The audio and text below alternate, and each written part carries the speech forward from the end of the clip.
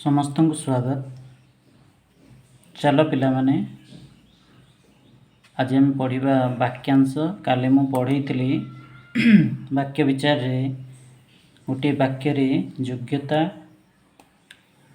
आकांक्षा एवं आसक्ति किभली भाव कार्य करे एवं योग्यता, आकांक्षा, आसक्ति क्या कह जाए एवं यह वाक्य को किभली सुसज्जित व सुंदर सठिक करिथाए ताहा आमे आलोचना करथिले। आज आमे पढ़िबा वाक्यांश। वाक्यांश आमे जदि संधि विच्छेद वाक्य और अंश, अंश माने पार्ट, वाक्यर पार्ट को वाक्यांश कहा जाए। ताहले वाक्यर अंश एटी देला हरिंक कथा शुणी माँ डट डट देदेला, घंटा बाजिला अथच पिला माने डट डट देते।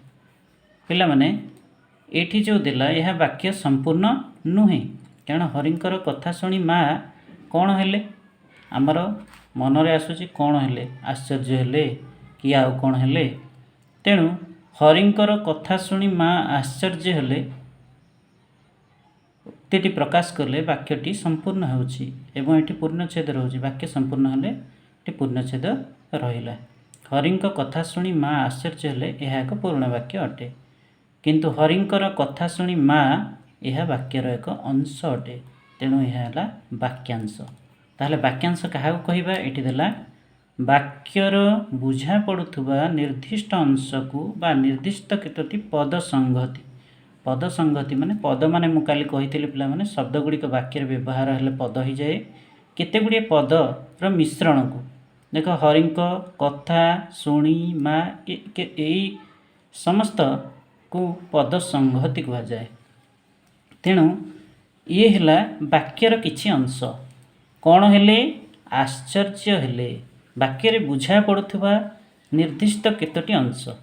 ये वाक्य किछि अंश को आमे बुझी पारुछे, आउ किछि अंश बुझी पारिने, जहा होची आश्चर्य हेले। ये मिश्रित होला पर वाक्यटी पूर्ण वाक्य होची। ताहले आमे जानिले वाक्य बुझा पड़ुथुबा निर्दिष्ट अंश बा पद संहति की वाक्यांश कह जाए। बुझी पारिलो। ताहले चलो देखिबा खंड वाक्य। खंड वाक्य ताले वाक्य को खंड करदेले खंड वाक्य हो जिवो। तेणु खंड वाक्यर कौन रही नियम।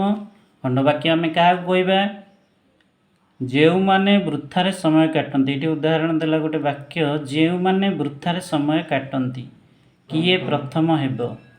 ए वाक्य देख पिला माने कर्ता अच्छी, क्रिया अच्छी, ये समापिका क्रिया मध्य अच्छी, किंतु वाक्य संपूर्ण होनी। डट डट दबार अर्थ ये वाक्य संपूर्ण होनी। जो माने वृथारे समय काटती, वृथारे समय काटती से कौन हुए आम मन रे से धारणा आसूची, कारण वाक्यटी संपूर्ण हो पारु नाही। तेणु वाक्य रे समापिका क्रिया थाई जदि वाक्य संपूर्ण हुए नाही ताहले ताहाको खंड वाक्य कह जाए। एठी आउ गोटे वाक्य जोड़िले जाइकी वाक्यटी संपूर्ण हेबो। तेणु एठी वाक्य अधा बुझा पड़ुची। अधा बुझा पड़ुची माने यह एक वाक्यर खंड, वाक्यर एक खंड आउ गोटे खंड मिसेइले जाइकी से गोटे संपूर्ण वाक्य हेबो। जो माने वृथारे समय काटती से माने परवर्ती मुहूर्त रे दुख भोग करती, लिखिदेले वाक्य संपूर्ण हो जाउची। तेणु एटा गोटे खंड, सेटा गोटे खंड, तेणु आउ गोटे खंड ये मिसेवा को पड़ो। तेणु खंड वाक्य आम क्या कहवा, समापिका क्रिया थाई वाक्य जदि संपूर्ण हेउना ताहा होची खंड वाक्य। ताहले समापिका क्रिया कौन, समापिका क्रिया गोटे क्रिया गोटे हूँ समापिका आ गोटे हूँ असमापिका। समापिका ताहले कौन, जोटा समाप्ति सूचेब, जमिति जाउछि, काटंती, काटंती, गला, ये सब जो गुड़ाक समाप्ति सूचौछि। राम विद्यालय को जाउछि, लोक माने घरे समय बिताती। तेन एठी जो पूर्णच्छेद रहुछि एटा हला समापिका क्रिया, ये सब समाप्ति सूचौछि। असमापिका क्रिया जमिति खाई, गाई, बसी राम भात खाई विद्यालय को गला। राम भात खाई विद्यालय को गला। ये पूर्णच्छेद रहिबो, गलाटा होची समापिका क्रिया।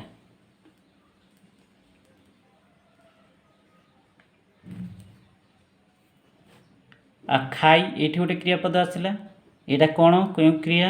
असमापिका क्रिया, कारण ये पूर्णच्छेद रहुनी। आम भात खाई विद्यालय को गला।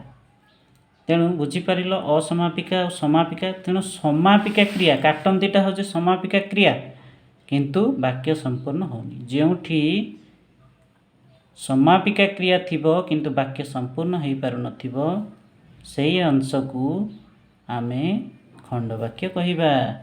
देख समस्त वाक्य रे समापिका क्रियायुक्त अंशटी को खंडवाक्य कह जाए। बुझीपार पिला माने वाक्य समापिका क्रिया बुझिल, समाप्ति सूचौथिबा क्रिया को आमे समापिका क्रिया कहिबा।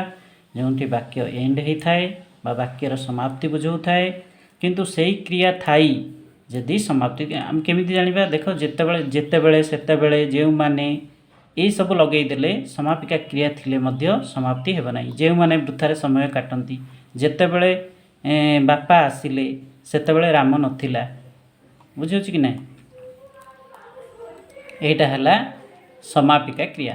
तेणु समापिका क्रिया युक्त अंश को आम खंडवाक्य कहले। ताले बुझीला। एठी किछि प्रश्नावली देला, यार आम उत्तर करनबा। वाक्य काहाकू कुहा जाए उदाहरण सह दर्शाओ। वाक्य काहाकू कुहा जाए पिला माने? एक बा एकाधिक पद मिलित होई मनर भाव संपूर्ण प्रकाश कले आम ताकू वाक्य कहिबा। उदाहरण गोटे दबा, राम विद्यालय को जाउछि, यह एक वाक्य। सार्थक वाक्यर की लक्षण थाए? गोटे सार्थक वाक्य लिखा को हेले तार योग्यता थिबा उचित, आकांक्षा आसक्ति ये सब थिबा उचित। वाक्यर योग्यता कहिले कौन बुझाए प्रकाश कर। वाक्यर योग्यता कहिले पद मानकर परस्पर संबंध को ही बुझाए। आसक्ति कौन उदाहरण सह दर्शाओ। आसक्ति कौन पिला माने? आसक्ति होची पद विन्यास, पद सौंदर्य आदि को आसक्ति बुझा जाए। आकांक्षा कहिले कौन बुझ? आकांक्षा कहिले कौन बुझ पिला माने? आकांक्षा कहिले गोटे पद अन्य पद को अपेक्षा करने को आकांक्षा कुहा जाए। वाक्यांश क्या कह? दृष्टांत दे बुझाओ। दृष्टांत माने उदाहरण सह बुझेब। वाक्यांश है वाक्य बुझा पड़ुवा निर्दिष्ट अंश को वाक्यांश कह जाए। जेपरिक हरिंकर कथा शुणी माँ आश्चर्य हेले, हरिंकर कथा शुणी माँ यह एक वाक्यर अंश।